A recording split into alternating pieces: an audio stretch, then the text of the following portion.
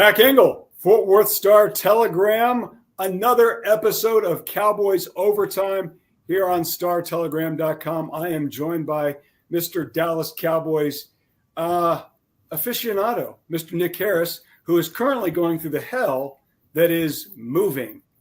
Nick picked a hell of a time to move, by the way, right as the Dallas Cowboys complete one of the most significant trades in the history of their franchise and right before the start of the regular season. Nick, what was going through your mind when you decided, you know what, now is a good time to move?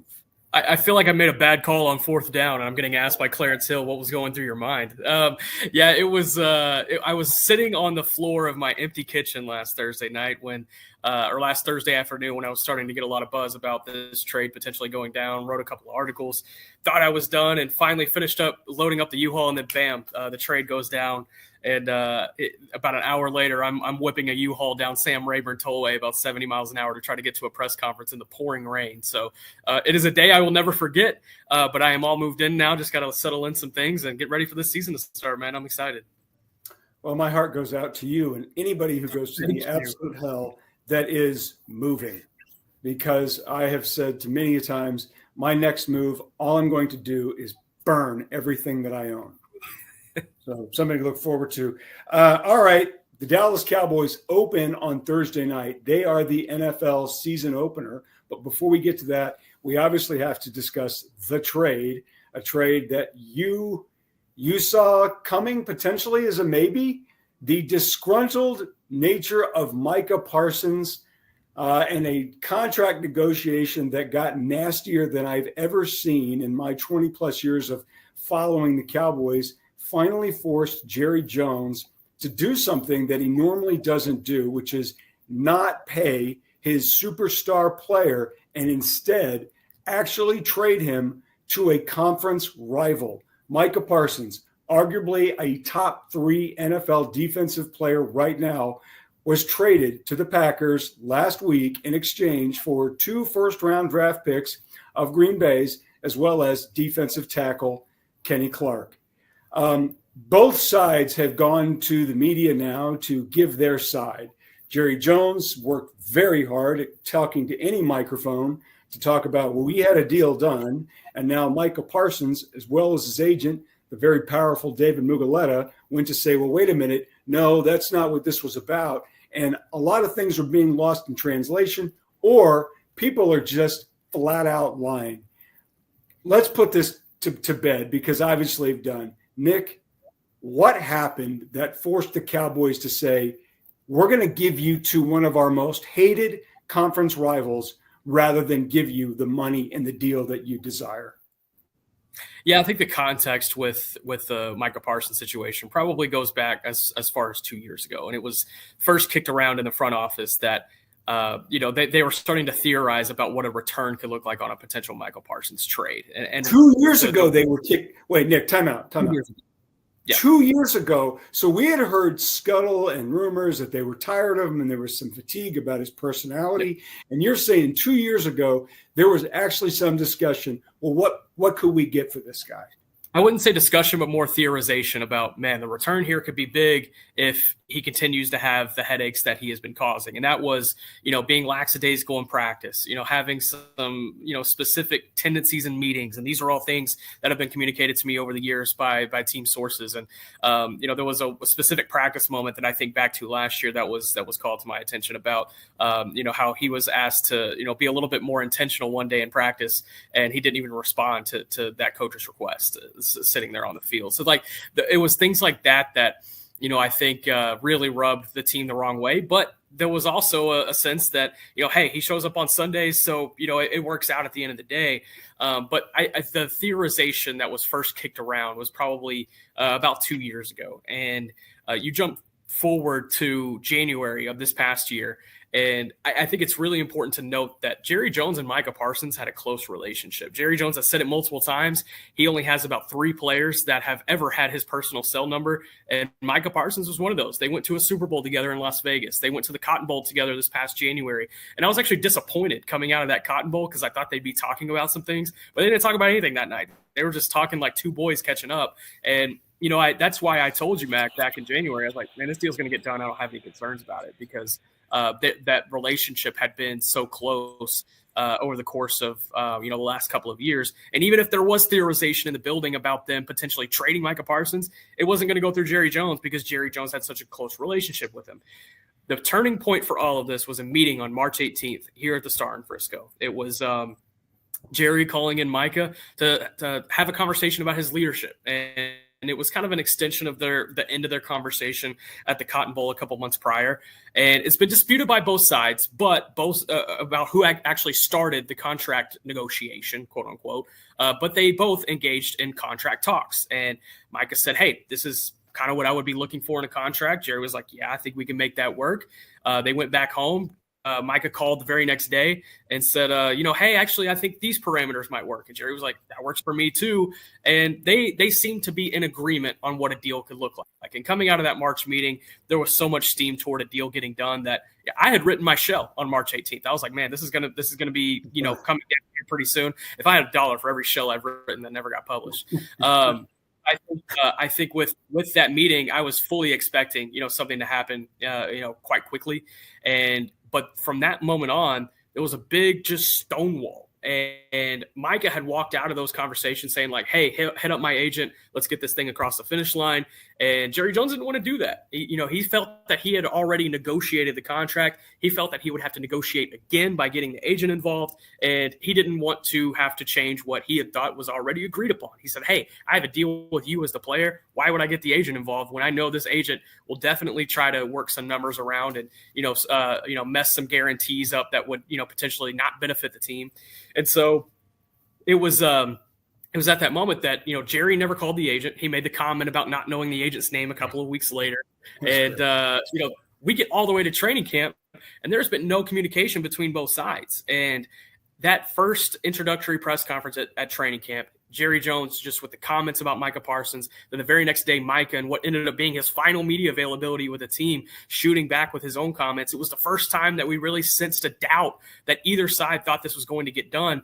And then just a couple of weeks after that, Micah requested a trade, and then here we are. Now, when Micah requested the trade, there was no intention by this team to send Micah Parsons elsewhere. They were fully expecting to still be able to get a deal done. They saw it as part of the negotiation, and it didn't really flip on its head until here we are on Tuesday. This would probably be last Monday. And it was, Micah Parsons going to get a second opinion on his back tightness and was lining it up to where he did not have to play in the Thursday night game against Philadelphia. That's what the team had felt.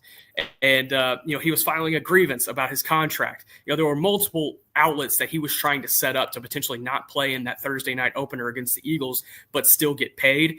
And I think that's when it got to a boiling point for this team. And they looked at each other and they said, hey, this is becoming way too much of a headache. We're not going to get an extension done. We have great offers on the table. Let's explore some of these. They explored multiple. The Packers one was the one that they ultimately got to the finish line with.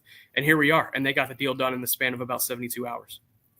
So, as so often in these cases, Nick, when the player leaves, management, coaches, players will float negative sentences, non-flattering portrayals of the player and why, even though he's great talent, he was really productive, why losing him is not that big of a deal. Addition by subtraction, even if they're lying to themselves or they're lying to us. The one thing that I saw, and certainly the Cowboys did that here, otherwise they wouldn't have made the deal. The one criticism that I really had of Micah wasn't the podcast. It wasn't that stuff. It was more about the idea when he came into the league, he was Lawrence Taylor 2.0. I mean, he's just an exceptional player. And my criticism of Micah was that he was great, but he really never got better. And I understand we're talking about a small margin here that he had to jump to be much better than he was as a rookie.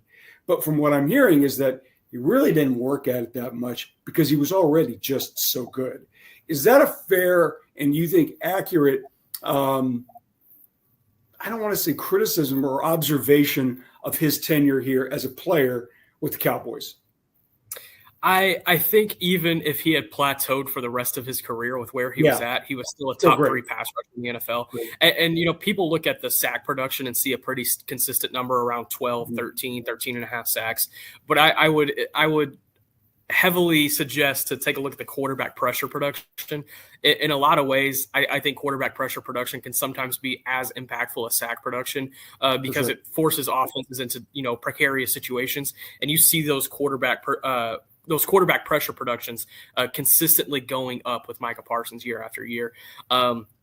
It's not something they can replace. They have a really good edge room, a really talented edge room. I actually think they're going to be just fine when it comes to rushing the passer, but they will not be what they would have been had Micah Parsons been in the building. I think that's going to be something very important to keep an eye on throughout the years. So, Nick, in less than a year, we saw the Dallas Mavericks trade Luka Doncic at the age of 25. We've seen Micah Parsons get traded at the age of 25 to the Green Bay Packers. We all know what the reaction is about the scary Mac. Pardon? Not to scare you, Mac. I'm 25 years old. Not to scare you. What could we get? Don't tell anybody. What could we get in? Don't tempt anybody. You might be able to get a So you might get a 7th round pick. I don't know.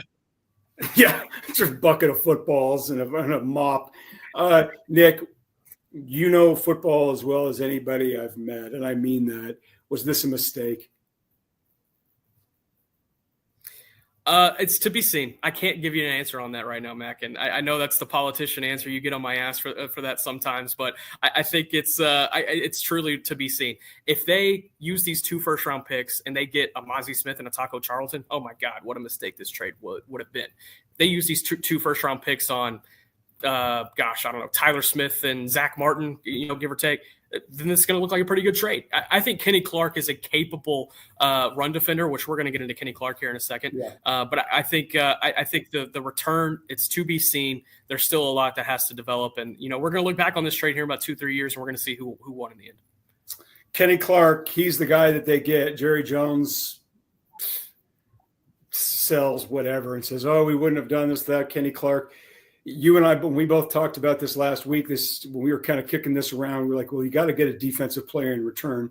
They do address a need with a guy who has been a dynamic defensive tackle. He's been good, really good. He's coming off of a not great year. He's 30 years old. Talk Cowboys fans off the ledge about this one, Nick, that this is actually – it's not even. You're getting 3 players in return, and those guys aren't going to be here for 2 more years total. The guy you're really getting immediately is Kenny Clark. So talk Cowboys fans off the ledge who are mad and say you got fleeced for a lot of different reasons, but primarily the guy you got in return immediately is 30 years old and on the downslide. Yeah, I don't necessarily believe that that's the case. Last year, he was dealing with a broken toe, and it was affecting his leverage in a lot of different ways. And you could see how that affected, his ability in the run game. And also last year, they were playing under a different system under defensive coordinator Jeff Hafley, and it was asking him to be more lateral, more than being an attack upfield type of approach. And that's what he had been used to throughout his career. You go back to 2023. He had 7.5 sacks, multiple run stops. He was a Pro Bowler, and it was the attack upfield scheme that he was being asked to do. That's what he's going to be asked to do in the Matt Eberflus defense. And so, you pair him with Osa Digizua in the defensive interior. You not only bring a run stopper into the equation, but you have a guy who has pass rush knacks. And if he can tap back into that attack upfield mentality that he showed in his first 8 seasons in Green Bay, then it's going to be pretty fun to watch and see this guy. Now, can he stay healthy? You mentioned him approaching 30 years old. He's 29 right now, but approaching 30. Can he stay healthy? That's going to be a big one. If he cannot, you're right back where you were this time without Micah Parsons. And so it was so very needed for this team to get just a body with some sort of pulse at one tech, at defensive tackle. And they get that in Kenny Clark. And, they don't have the concerns in the run game that I had for them going into the year. They were in such a dire position when it came to stopping the run. Now I feel like they have really shored up that hole with a more than capable player. It's tough to find capable defensive tackles in this league, and Kenny Clark is certainly that. But he's got to stay healthy, and he's got to be able to tap back into that attack upfield scheme that Matt Eberflus is going to ask him to do. Last thing about this, and then we'll move on to the Eagles. The Cowboys had something with Micah Parsons that not every team has, which is when the opposing offense is planning to attack you, you have to account or did have to account for number 11. Every time you came out of the huddle, you had to find that guy. And they moved him around a little bit, but he's at end. You've got to find him. And most likely on that given play, especially a pass play, you're probably going to have to use two guys to make sure he doesn't wreck what you're trying to do. Do the Cowboys have anybody like that who will account for two guys on 2/3 of the snaps? I don't think they have a guy that will account for double teams on, 2/3 of the snaps, like you say. I think that's a really good point. I do think they have multiple pass rushers that will cause hell, though.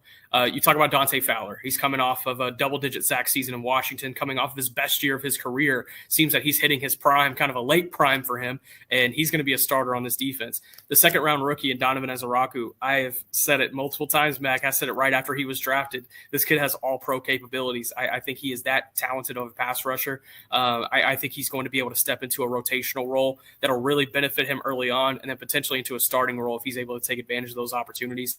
Sam Williams is coming into a contract year. He's looked good at camp. Marshawn Nealon, second-round pick. He's going to be your run stopper that I think can really set the edge in the run game. They have a talented group of edges. If you're asking me, though, my betting favorite, who leads this team in sacks, I think it's going to be Donovan Ezaraku. I'm that confident in that kid to be able to step forward and have that big of a pass rush role here in 2025. For the record, I'm a fan of Marshawn Nealon. I liked him a lot when I saw him early, and I thought there's so many comparisons between him and his and the trajectory that DeMarcus Lawrence showed early in his career. It took DeMarcus a minute or two, but he developed into a really top-end defensive end, especially against the run. And I thought Nealon showed, especially in that game against Pittsburgh last year. Now, I know that's a year ago, but as a rookie, you're looking for 5 or 6 games where a guy makes a difference. And then you just sort of double that as the time goes on. Obviously the second season you get to 10, and the third season, all 16, 17 games, you're making an impact. And I thought with Nealon, he showed enough to say that guy's got it. That guy's going to figure it out and be pretty good. So I'm a big fan of his. Okay. The wait is over. Obviously Thursday night, the Dallas Cowboys will be the primetime main attraction, even though they didn't even make the playoffs last season because they're the Dallas Cowboys. They open on the road against division rival Philadelphia, who is coming off a Super Bowl win. Again, as disgusting as that is to say, the Eagles are 8-point favorites. I know 8 points in the NFL is heavy. I have because the Cowboys showed so little in the preseason, and even whatever they did show, they looked so bad. And I know preseason is impossible, but we saw nothing. We didn't see Dak Prescott at all. We didn't see any of the regulars do anything. On paper, that offense looks pretty good. They're going to go with Javonte Williams as a starting running back. Do you give him a chance to win this game? I give him a chance. I do. I think the unpredictability of the offense is really going to benefit them here early in the season. Brian Schottenheimer was super intentional about not showing anything in the preseason, so much so that they got their butt whooped on a couple of times in the preseason, and he was completely okay with that. I think this offense is going to have a layer of unpredictability that will really be able to test what the Eagles are having to replace up front on their defensive line. That's going to be an interesting challenge for the Eagles, and I think this offense for the Cowboys, I think it has a chance to get off to a nice start. Now, defensively for the Cowboys, that's where I have the questions. Trayvon Diggs, he said yesterday in the locker room that he's about 75-80% toward playing. Brian Schottenheimer just said in his press conference that he is trending toward playing, but it's going to be a close decision. That would be big if they can return him, but even if he does return, he's missed all of training camp. He's missed a lot of reps that could have really benefited him going into this situation. You almost wonder if it would be more beneficial to throw out their new addition in Reddy Stewart at slot corner and then put Kyrie Elam and Deron Blaine on the outside. But regardless, there's going to have to be kind of some makeshift piece together layer of the defense. And then Kenny Clark, he's just learning the system. How many snaps is he going to get? Are they going to have to rely on Mozzie Smith in some situations to come in and rotate in? There's a lot of questions that they're going to have to answer on defense, but I give them a chance simply because I think this offense is going to be one of the best in the NFL this year. And if it is not, then it is a huge letdown toward what the Brian Schottenheimer era will look like in Dallas, because he has the personnel that is more than capable of being a consistent top 5 offense in this league. So you mentioned Trayvon Diggs. I'm glad you brought it up. Let's say he plays. Let's say he beats the odds and comes back and plays. This is the second time he's come back from a pretty significant injury to return to the field. The first time he came back, as you remember, you watched it, it took him a minute to get his sea legs back. He wasn't the same guy. And near the end of it, before he got hurt again, he was starting to show that it was getting back there. He was coming back, but early it was rough because he just didn't look like he was the same before that first injury, which I believe was that an ACL or an Achilles? That was an ACL. ACL. So he just didn't look the same. But then as we kept going, it was getting better. Should we expect to see the same kind of slow trajectory with him? This might be a little rough in the beginning, and maybe in week 4 and 5 he'll be back to where he was before the other injury. Yeah, I would expect that, just simply because, again, he didn't have a training camp, and the reps that he has gotten in practice have come in the last week and a half or so. I mean, these guys have had a much longer runway to get ready for this season than Trayvon Diggs has had. It's going to challenge Trayvon Diggs. And, Trayvon Diggs has taken on a lot of criticism this offseason, both from the team, from the fan base, from the media, about how he approached his rehab, about how he came back from his first injury. He has a chance to quiet all of those doubts and concerns. And I don't know if Trayvon Diggs is up for that challenge. We're going to see. I'm not saying that he is or he isn't. I just don't know if he is. We're going to see if he is, though, because if he comes out in 2025 and does not have a good year, I can bet you the house that he will not be a Dallas Cowboy in 26. You'll know this better than I. The one thing I liked about Trayvon Diggs, and I know people criticized him and all that, and he came out and had, phenomenal first 2 seasons and all that, and then they gave him the big contract. I never thought with Trayvon he was a lazy pro, just showed up and went and did the minimums to play on Sunday. To me, he seemed like he was trying. Now, he's just not a very physical player. He's just not. And a lot of corners aren't physical guys. And I thought maybe there was a little bit more intention on his part to address that, because you saw it. A lot of times, Nick, defenses were running right at him because they know he wasn't going to stick his nose in there and try to stop the run. But I never thought he was a bad pro. I thought he was a pretty good player. Am I wrong on that? Or do you think there was more there as a pro that he just didn't quite get? It's tough because it depends on who you ask. You ask some people, and, some people will tell you, yeah, the way he approached the rehab the first time really didn't, benefit him when he came back from that injury. And it's why, he's dealing with the stuff now that he's dealing with, blah, blah. But you ask other people and saying, like, hey, he went and sought out his own rehab the second time around and has expedited his recovery process to have a chance to play in week 1, which that would have been really tough to imagine back in January when he had the surgery. So it kind of depends on who you ask, but more often than not, Mac, if you have people questioning your work ethic, that means you do have issues somewhere. You think about Dak Prescott or you think about CeeDee Lamb. No one questions their work ethic. You won't find anybody that does.